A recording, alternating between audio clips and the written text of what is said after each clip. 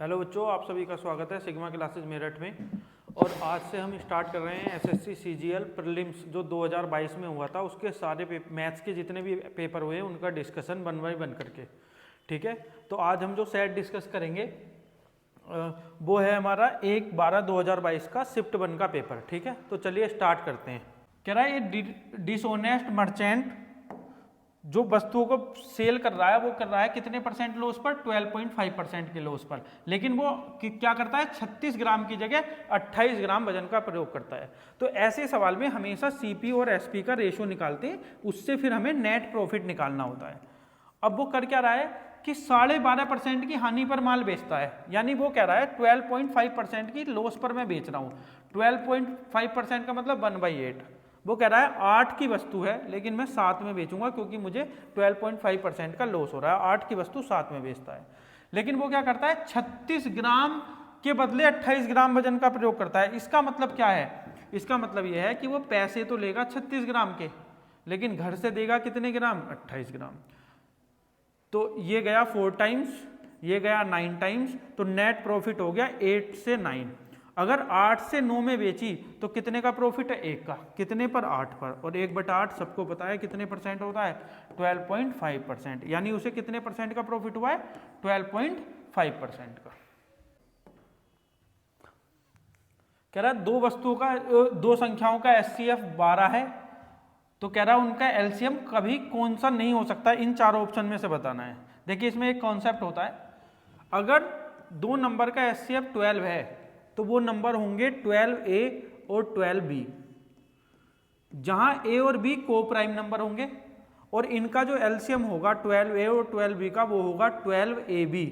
इसका मतलब क्योंकि ए बी को प्राइम नंबर हैं तो 12 की मल्टीप्लाई जब मैं दोनों ए और बी में करूंगा तो मेरा जो आंसर आएगा वो 12 का मल्टीपल होना चाहिए, और 12 का मल्टीपल ये भी है, ये भी है, ये भी है, लेकिन ये नहीं है। इसका मतलब कभी भी एलसीएम जो है वो 90 नहीं हो सकता, क्योंकि 90 12 का मल्टीपल नहीं है। चलिए तीसरे क्वेश्चन की तरफ चलते हैं, और इसमें कह रहा है दो वृत्त एक दूसरे को पी पर स्पर्श करते हैं। ऐसे बना लेता हूं, एक सर्कल ये है, एक सर्कल ये है, ये दोनों पी पॉइंट पर टच करते हैं। ये जो पॉइंट है ये वाला, ये पॉइंट पी है। कौन सा पॉइंट है? ये पी पॉइंट है।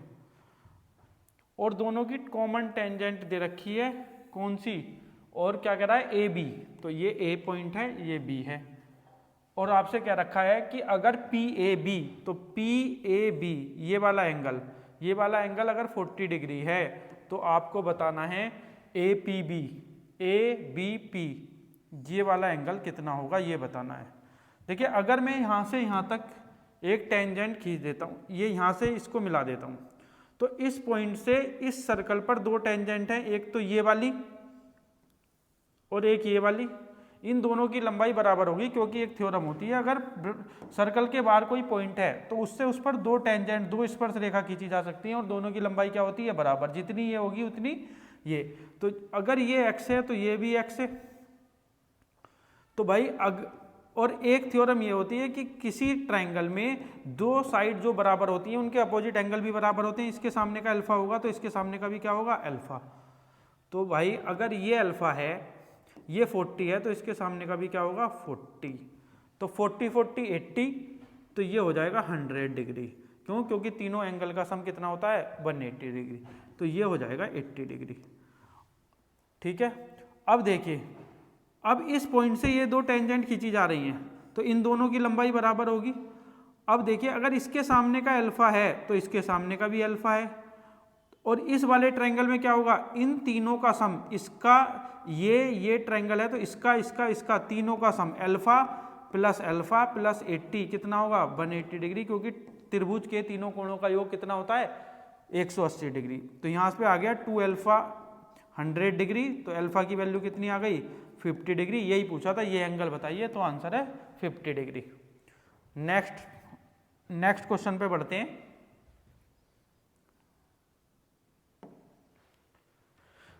कह रहा है इनका जो है मीन प्रोपोर्शन बताइए। तो अगर ए और बी दो नंबर हैं तो उनका जो मीन प्रोपोर्शन होता है वो होता है √AB। तो रूट ए बी क्या हो जाएगा, अंडर रूट में 169 इंटू 144, 169 का रूट 13, 144 का 12, 13 इंटू 12 156। आंसर है ए। हमारा क्या सही उत्तर हो जाएगा, ए हो जाएगा। अब इसमें मीन प्रोपोर्शन पूछा है, कभी कभी आपसे थर्ड प्रोपोर्शन और फोर्थ प्रोपोर्शन भी पूछ लेता है।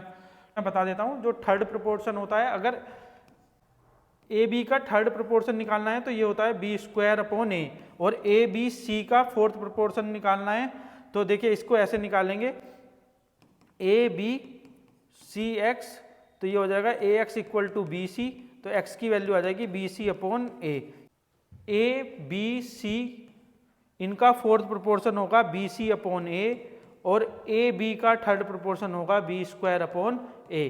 तो ये बात आप ध्यान रखेंगे कि थर्ड प्रोपोर्शन आ जाए तो बी स्क्वायर अपॉन ए करना है, फोर्थ प्रोपोर्शन आ जाए तो बी सी अपॉन ए करना है, और मीन प्रोपोर्शन आ जाए तो रूट ए बी करना है। ठीक है, चलिए आगे बढ़ते हैं। कह रहा है एक रेक्टेंगल की लंबाई और चौड़ाई को 8% और 5% की वृद्धि हो जाती है, क्षेत्रफल में कितने प्रतिशत की वृद्धि होगी। तो देखिए L into B equal to area होता है रेक्टेंगल का, तो ये इंटू बताता है सक्सेसिव को, तो सक्सेसिव लगा देंगे 8 + 5 + 8 इंटू 5 अपॉन में 100, 13.4% की क्या होगी, इंक्रीज होगी। ए उत्तर है हमारा। कोई भी सवाल मुझे ऐसा नहीं लग रहा जो 5-10 सेकंड से ज़्यादा ले रहा है, बिल्कुल आसान आसान से क्वेश्चन आए हुए हैं सभी। नेक्स्ट क्वेश्चन की तरफ बढ़ते हैं। 6 में कह रहा है cos 45 अपॉन में sec 30 प्लस के कोसेक 30 डिग्री। अब देखिए cos 45 चाहे sin 45 हो या cos 45 हो, दोनों की वैल्यू होती है 1/√2 अपॉन sec 30। sec 30 cos 30 का उल्टा है। cos 30 कितना होता है, √3/2, तो ये आ जाएगा 2/√3, और कोसेक 30 ये sin 30 का उल्टा है, sin 30 होता है 1/2, तो ये हो जाएगा 2। तो अब मेरा सवाल हो गया 1/√2। अब अगर मैं इसको यहीं सोल्व करूं तो 1/√2 डिवाइड बाई 2 + 2√3 अपॉन में √3, यानी ये दोनों एक साथ हो जाएंगे, ये आ जाएगा √3 अपॉन में √2। अगर मैं 2 कॉमन भी ले लूँ इसमें तो ये आ जाएगा 1 + के √3। इन दोनों में से 2 कॉमन ले लिया तो ये 1 + √3 बचा। अब मुझे ये देखना है कि क्या इस तरह का मेरा कोई ऑप्शन है जिसमें ये दे रखा हो,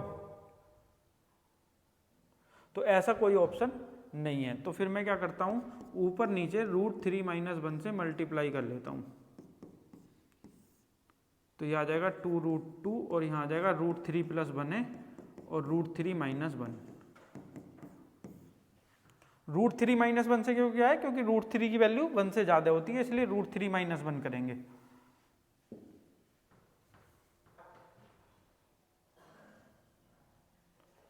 तो ये आ गया √3 - 1 2√2, और ये आ जाएगा 3 - 1 2।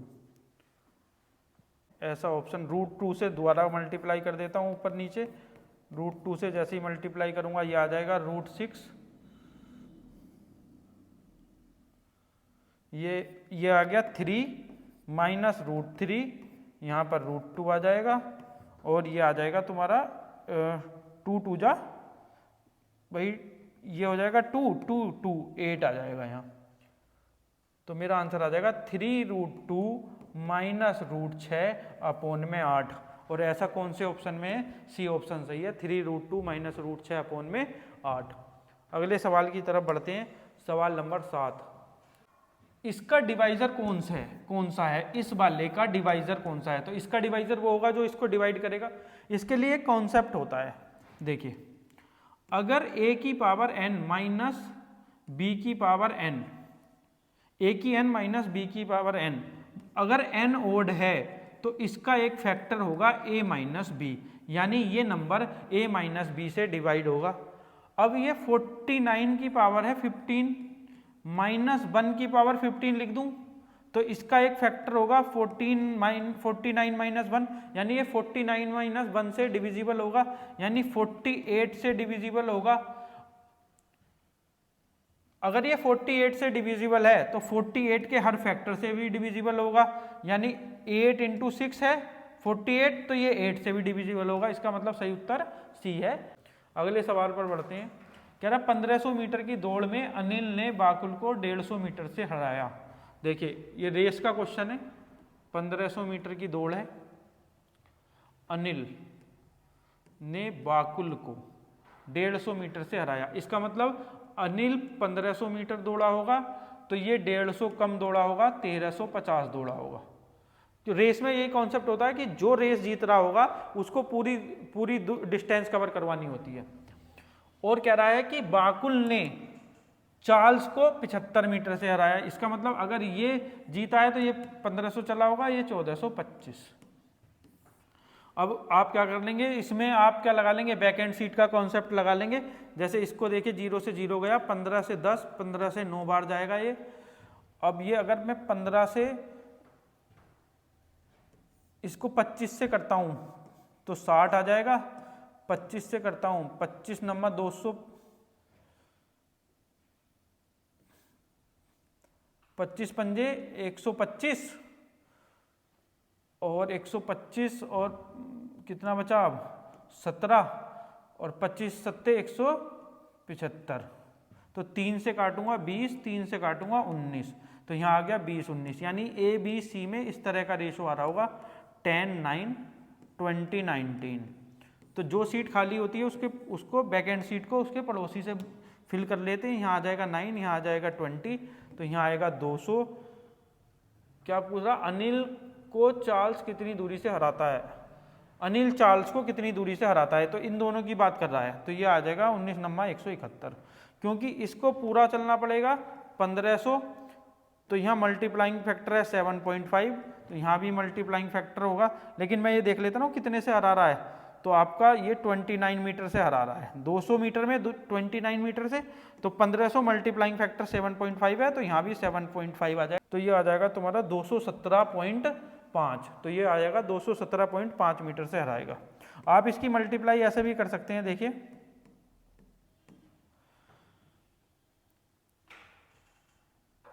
अगर आप क्या कर सकते हैं, इसमें ds लगा सकते हैं। ये 9 है, ये 2 है, यहाँ ds 2 है, ये 7 5 12 का मतलब 3 3 2 6, तो ds 6 होगा। देखिए 7 और 2 9, 5 और 1 6, 6 आ रहा है इसका ds। इसका ds कितना आ रहा है, 8 नहीं हो सकता।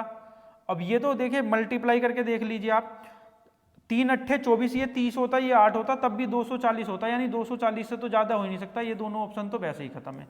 इसका मतलब मेरा सही उत्तर क्या है, ए है। कह रहा तीनों दिनों का औसत एवरेज कितना है,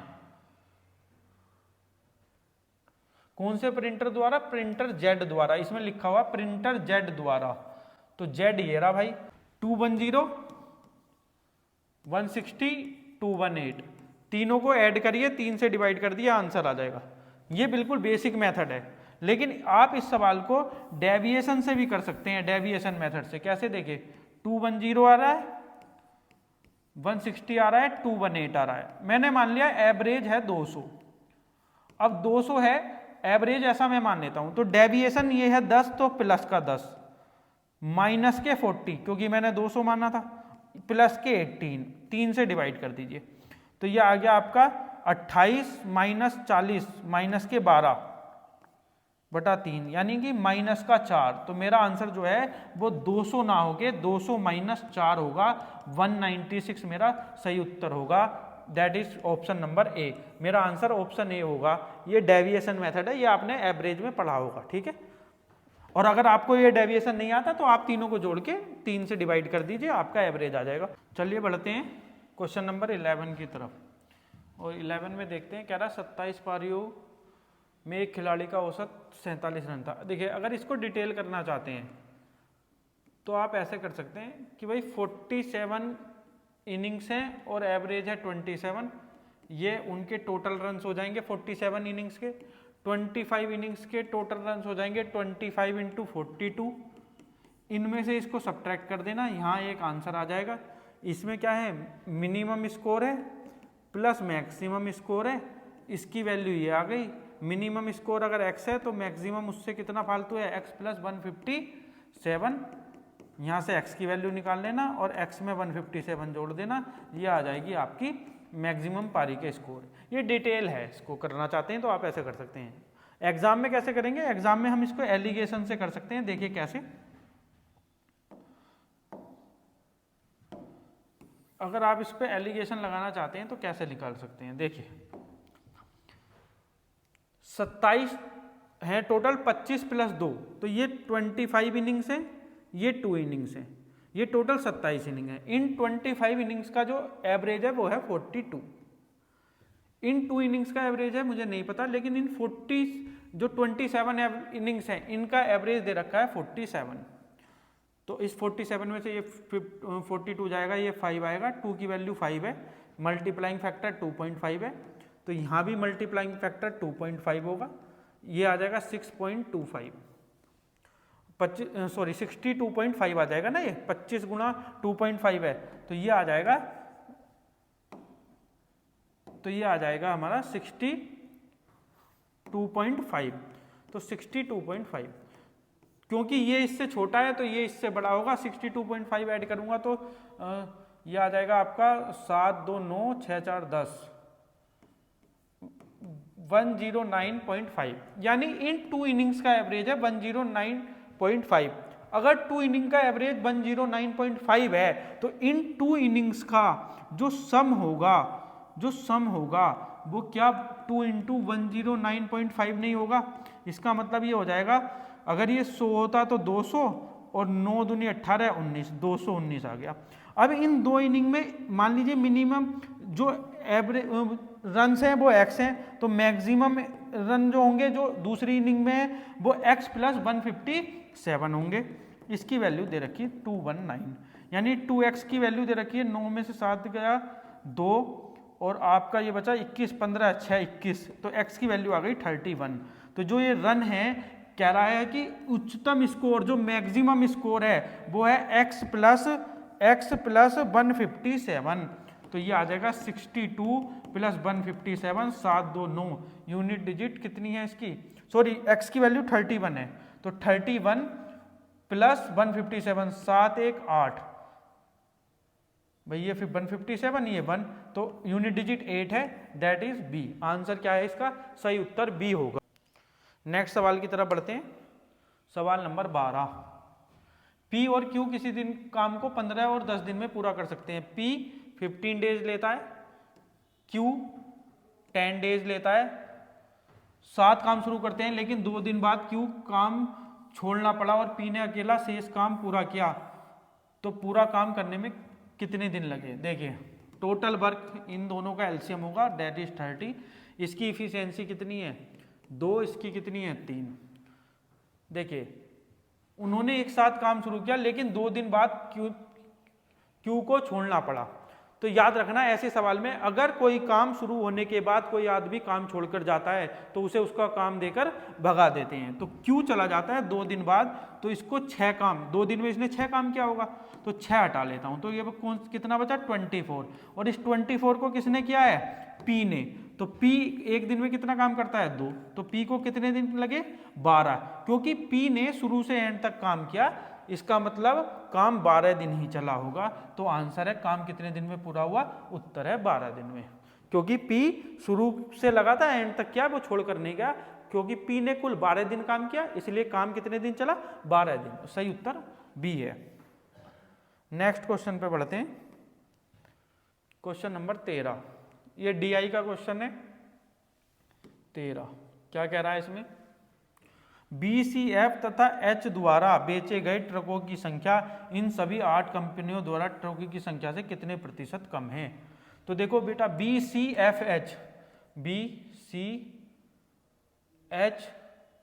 और F इनको ऐड करेंगे, ये हो गया 14 7 21 21 और ये हो गया 27 और ये हो गया 18, तो ये हो गया तुम्हारा 7 8 15 16 का 6, कैरी लगा 1 2 2 4 1 5 और 1 6, तो 66। और कह रहा सभी 8 कंपनियों द्वारा, तो ये 100 है, तो भाई कितना कम है ये 34, किस पर 100 पर, तो आंसर है 34% कम है। बहुत ही बेसिक सा सवाल है, केवल डीआई में बस पूछ रखा है, परसेंटेज पर बेस्ड क्वेश्चन है। नेक्स्ट क्वेश्चन पे बढ़ते हैं, क्वेश्चन नंबर 14। देखिए ये अलजेब्रा का क्वेश्चन है, x की 6 प्लस एक्स की 4 plus x square plus 1 upon 5x cube की वैल्यू निकालनी है और दे रखा क्या है x square minus 5x plus 1 equal to 0। तो मैं क्या करता हूँ एक्स स्क्वायर प्लस 1 5x को उधर ले जाता हूँ, अब x से डिवाइड कर देता हूँ तो ये हो जाएगा x plus 1 upon x equal to 5। अब x प्लस 1 अपॉन एक्स 5 है, इसकी वैल्यू निकालनी है क्योंकि नीचे एक्स क्यूब दे रखा है तो मैं पूरे सवाल को एक्स क्यूब से भाग कर देता हूँ। जैसे ही मैं एक्स क्यूब से भाग करूँगा तो ये हो जाएगा x cube plus x plus 1 upon x plus 1 upon X cube और ये 5 आ जाएगा नीचे। अब मुझे पता है अगर x प्लस 1 अपॉन एक्स 5 है तो x cube plus 1 upon X cube क्या होगा। देखिए ये एक कॉन्सेप्ट होता है, इसे ध्यान रखेंगे। If x plus 1 upon x equal to जी है तो भाई X cube plus 1 upon X cube क्या होगा जी क्यूब माइनस 3g, ये सबको आता होगा तो 125 माइनस 15 110, तो इसकी वैल्यू आ जाएगी 110। अब मेरे भाई अगर मैं इसको और इसको एक साथ कर दूं, इसको और इसको एक साथ लिख दूं तो ये हो जाएगा x cube plus 1 upon X cube plus x plus 1 upon x upon में 5। अब x cube plus 1 upon X cube कितना है 110, ये कितना है x plus 1 upon x, x plus 1 upon x 5 upon 5, तो ये आ गया 115 बटा 5, 5 दूनी 10 5 या 15, सही उत्तर 23 है, सी मेरा सही आंसर है। ठीक है, बिल्कुल बेसिक है, बिल्कुल बेसिक। क्वेश्चन नंबर 15 पर बढ़ते हैं। कह रहा है एक समकोण त्रिभुज पी क्यू आर में क्यू पर समकोण है, ये रहा भाई पी क्यू आर, क्यू पर 90 डिग्री बनाता है ये, राइट एंगल एट 9 क्यू। भुजा पी आर की लंबाई 17 है, पी आर ये रहा 17, आधार क्यू आर की लंबाई 8 है, भुजा पी क्यू की लंबाई 15 है। इसका मतलब ये तो ट्रिपलेट दे ही रखा है, तो क्या रखा है आर पी क्यू एल्फा है, आर पी क्यू ये एल्फा है, तो sine alpha plus cos alpha बताओ। तो भाई ये तो सबको ही पता है, देखिए ये sine alpha plus cos alpha. अब साइन अल्फा होता है लंब बटे कर्ण परपेंडिकुलर अपॉन हाइपोटेनियस, और कोस अल्फा होता है आधार बटे कर्ण बेस अपॉन हाइपोटेनियस। तो ये हो गया perpendicular plus base upon hypotenuse.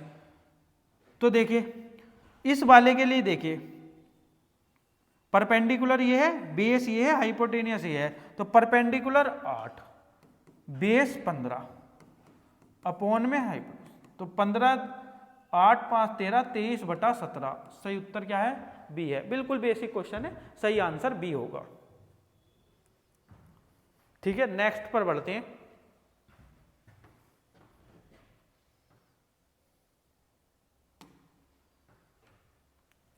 देखिए ये भी बेसिक क्वेश्चन है, 17 की पावर 3 प्लस 7 की power 3 upon 17 square plus 7 square minus के इक्वल टू 24।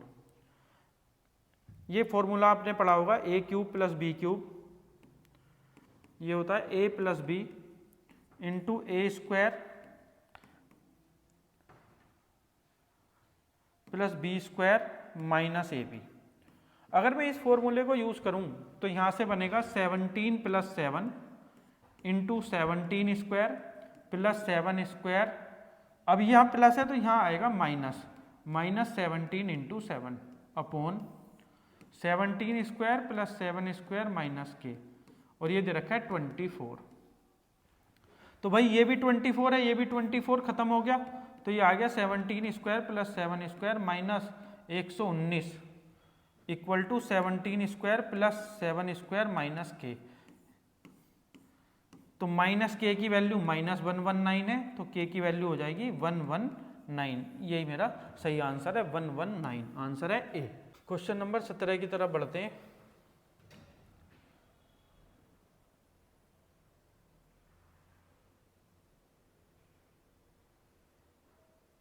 ये तो अभी किया ही है। नेक्स्ट क्वेश्चन नंबर 18 कह रहा है एक वृत्त की त्रिज्या 10 सेंटीमीटर है, इस वृत्त के केंद्र पर जीवा ए बी द्वारा बनाया गया कोण 60 डिग्री है, तो जीवा की लंबाई बताइए, लेंथ ऑफ द कोड बतानी है। बहुत आसान है, देखिए ये एक सर्कल है, ये इसका सेंटर है, ये इसकी कोड है, ये जो एंगल है ये 60 डिग्री है। अगर ये 60 डिग्री है और ये कोड है, अब आप मुझे एक बात बताइए, ये सेंटर है, ये सरकमफेरेंस है परिधि, सेंटर से सरकमफेरेंस की दूरी रेडियस, ये भी रेडियस। जब ये दोनों रेडियस है, इसके सामने का एंगल अल्फा तो इसके सामने का भी अल्फा। यहाँ से मुझे पता चल गया 2 अल्फा प्लस 60 180 है, तो मुझे पता लग गया भाई साहब अल्फा 60 है। अल्फा 60 के पता लगते ही मुझे पता लग गया ये जो ट्रायंगल बना है ये इक्विलेटरल ट्रायंगल है, क्योंकि ये भी 60 ये भी 60 ये भी 60, ये आर है ये आर है तो ये भी आर है। और इसकी जब उसने ये दे रखा है कि रेडियस 10 है तो इसका मतलब ये भी 10 है, तो ये कोड भी कितनी होगी 10, क्योंकि ये इक्विलेटरल ट्रायंगल हो गया इसलिए ये तीनों साइड बराबर हैं। रेडियस 10 है तो ये कोड भी क्या होगी 10 सेंटीमीटर होगी। सही उत्तर है डी 10 सेंटीमीटर। नेक्स्ट, एक सॉलिड है जिसकी डायमेंशन इतनी है और उससे 8.4 सेंटीमीटर के स्पेरिकल लीड्स बनाए हैं, तो कह रहा है कितने बनाए जा सकते हैं। तो मुझे पता है इसका वॉल्यूम और उनका वॉल्यूम बराबर होगा। तो अगर इस शीट का वॉल्यूम ये है 88 इंटू 63 इंटू 42, तो ये मान लीजिए n गोले बनाए जा सकते हैं, तो n इंटू एक गोले का वॉल्यूम, तो 4/3 4/3 पाई आर क्यूब, यही तो होता है। तो अब क्या करते हैं 88 इंटू 63 इंटू 42। अब इसका यहां देखिए, इसका जो डायमीटर दे रखा है 8.4, तो इसकी जो रेडियस देगा वो देगा 4.2 हो जाएगी रेडियस। भाई जब डायमीटर इतना है तो रेडियस आधी होगी, तो n इंटू 4/3 पाई की value 22/7 r cube 4.2 into 4.2 into 4.2। अब इन्हें हटाएंगे तो यहाँ आ जाएगा 1000। अब देखते हैं किससे कौन सी, 22 गुणा 4 88 से 88 खत्म, इस 42 से 42 खत्म। ठीक है भाई, 7 या 21 दूनी 42, 2 खत्म।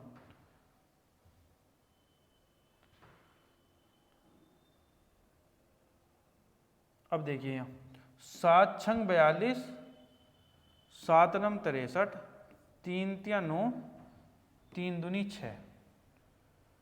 अब ये आ गया मेरा, 2 से काटूंगा 500 बार, 2 से काटूंगा 250 बार, तो n की वैल्यू आ गई 250 गुणा 3, 25 या 75, 750। आंसर है बी। उत्तर कितना है बी होगा 750। नेक्स्ट आगे बढ़ते हैं। अब कह रहा है कि नीचे दी गई तालिका में 5 फैक्टरी द्वारा उत्पादन की गई चम्मचों की संख्या को दर्शाता है, तो P द्वारा निर्मित चम्मचों की संख्या R द्वारा से अनुपात क्या है। यार P ने कितनी बनाई है 100, R ने कितनी बनाई है 150। ये कोई क्वेश्चन है, 50 दूनी 100, 50 से 150, 2:3। Answer B. ये तो बिल्कुल आसान है। मतलब कुल मिला के ये पेपर में कोई भी क्वेश्चन ऐसा नहीं है, 1-2 क्वेश्चन को छोड़ के, जिसमें आपको टाइम लगेगा। कह रहा है त्रिभुज एबीसी में AB 12 है, AB 12 है, AC 10 है, AC ये रहा 10 है, ये 60 है, तो कह रहा है BC की लंबाई क्या है ये बताना कितना है। ठीक है भाई, देखिए कोई एंगल नहीं दे रखा, ये दे रखा है, इसका मतलब हमें यहाँ कोसाइन रूल लगाना पड़ेगा। और कोसाइन रूल कहता है कि cos 60 इस वाले की वैल्यू जो है वो होगी इसका AB का स्क्वायर, मतलब 12 का स्क्वायर प्लस 10 का स्क्वायर, ये आपने पढ़ रखा होगा, B square plus C square minus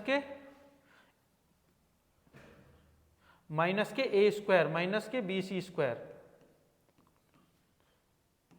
upon में 2BC, तो 2 इंटू इन दोनों का मल्टीपल, तो ये आ जाएगा cos 60 का मतलब है sin 30 1/2, यह आया 144, ये आया 100, ये माइनस के BC स्क्वायर, ये कितना हो गया आपका 12, 120 दूनी 240, मतलब 2 से तो 2 चला ही जाएगा, ये खत्म हो जाएगा यहाँ, ये आएगा 120, तो 120 244 और ये BC स्क्वायर इधर चला जाएगा, तो BC स्क्वायर की वैल्यू आ जाएगी 4 2 2 124।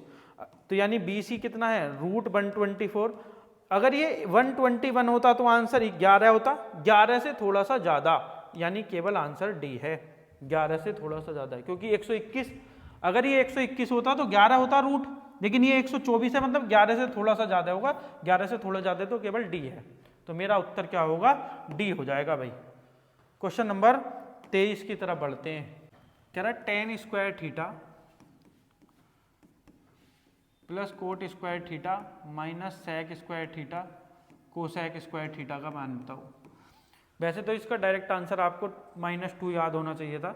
चलिए अगर मैं इसको सोल्व करना चाहूँ तो इसको ऐसे लिख सकता हूँ, साइन स्क्वायर थीटा अपोन में cos square theta plus cos square theta upon में sine square theta minus sec square theta cosec square theta. ये हो जाएगा साइन की पावर 4 थीटा प्लस कोस की power 4 theta upon sine square theta cos square theta minus sec square theta cosec square theta. इसे थोड़ा सही करके लिख लेते हैं, sec square theta cosec square theta. अब देखिए इसको क्या लिखता हूं मैं, इसको ऐसे लिख लूं, sign square theta plus cos square theta का होल स्क्वायर माइनस, देखिए sign square theta plus cos square theta plus 2 sine square कोस स्क्वायर थीटा हो गया, तो इसको लिखना पड़ेगा माइनस में 2 sign square theta cos square theta upon में ये चल ही रहा है, तो इसको अलग अलग, इसको यहीं लिखा रहने देता हूँ, sine square theta cos square theta minus sec square theta cosec square theta. अब देखिए ये तो होगा 1 और 1 अपोन में ये होगा, तो ये हो जाएगा साइन का उल्टा कोसेक स्क्वायर थीटा और इस कोस स्क्वायर का उल्टा सेक स्क्वायर थीटा। इससे ये खत्म हो जाएगा तो -2 minus sec square theta cosec square theta. यही तो ये दे रखा है, तो मेरा सवाल का आंसर आ जाएगा -2। इसे आप डायरेक्ट भी याद भी रख सकते हैं आइडेंटिटी को, इसको ठीक है, कि tan square theta plus cot square theta होता है cosec square theta sec square theta -2। और जिन्हें ये याद है डायरेक्ट कि ये sec square theta cosec square theta -2 है, माइनस में sec square theta cosec square theta है, इससे ये खत्म, आंसर -2 है। आप 2-3 सेकंड में निकाल सकते हैं, नहीं पता तो ऐसे करेंगे, थोड़ा सा समय लगेगा, आंसर है -2। 23वां कह रहा दोनों वर्षों में पहली शाखा की कुल बिक्री और दोनों वर्षों में चौथी शाखा की कुल बिक्री का अनुपात बताइए। तो दोनों वर्षों में पहली शाखा की कुल बिक्री, तो पहली ये ली, ये रही, और इसकी कुल बिक्री कितनी है, 100 ये है, 75 ये है, 175। और दोनों वर्षों में चौथी शाखा की, तो पहली दूसरी तीसरी चौथी शाखा की कुल बिक्री 80 ये है और 90 ये है, 170। इसका मतलब ये ज्यादा है ये कम, तो ये ज्यादा है ये दुगना, तो ये तो नहीं है, ये ज्यादा है ये कम, बहुत मामूली सा अंतर है, ये भी नहीं है, ये ज्यादा है ये कम, ये ज्यादा है ये कम, ये भी नहीं है, इसका मतलब आंसर यही है। लेकिन वैसे 37 और 36 ये डेटा में कुछ अंतर है मेरे हिसाब से, ये 80 है ये 90 है, तो ये 9 8 17 होगा, और ये भाई 75 है और ये 100 है, ये 175 होगा, यानी बहुत करीब करीब से ऑप्शन आएंगे, तो 37 36 ही इसका आंसर हो सकता है। और वरना हो सकता है इसमें कुछ मिस्टेक सी हो गई हो, तो उसको देख लेंगे, ठीक है ना, इसको एक बार देख लेना। क्वेश्चन नंबर ये 24, ऐसा एक सवाल और आया था, बिल्कुल ही आसान है। देखिए यहाँ 4a³ minus b³ a minus B A square plus B square plus ab, और ये कितना दे रखा है 40, और ये कितना दे रखा है भाई 17 का स्क्वायर प्लस 7 का स्क्वायर प्लस p।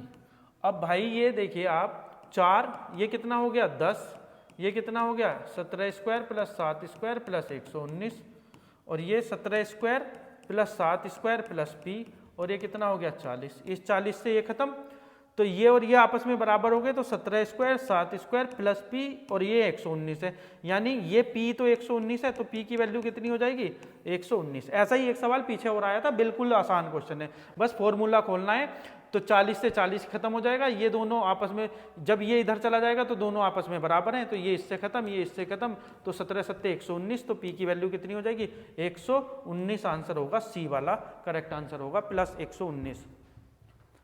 और अब बढ़ते हैं लास्ट क्वेश्चन की तरफ। कह रहा रिया 30% की छूट पर या 25% और 5% की 2 क्रमिक छूट के बीच निर्णय नहीं कर पाए।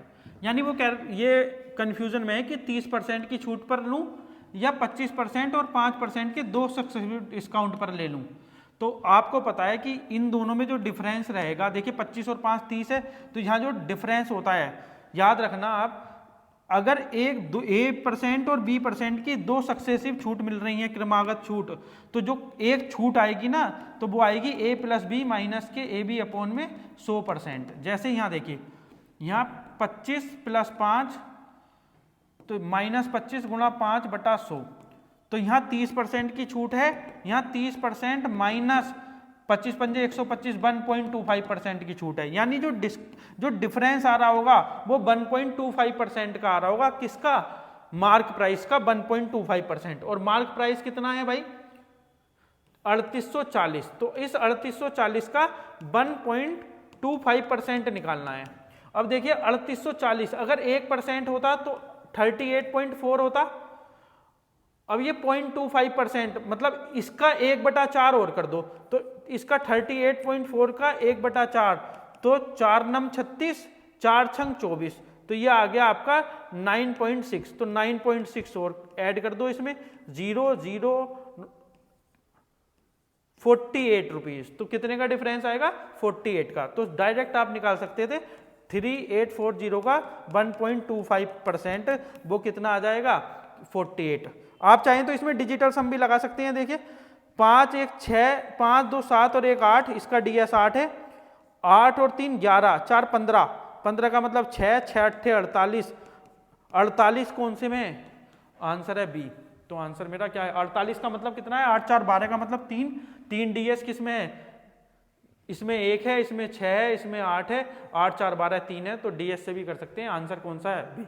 ठीक है, इसी प्रकार हम एक एक पेपर का सभी का सॉल्यूशन करते रहेंगे। ठीक है, आज के लिए इतना ही। Thank you.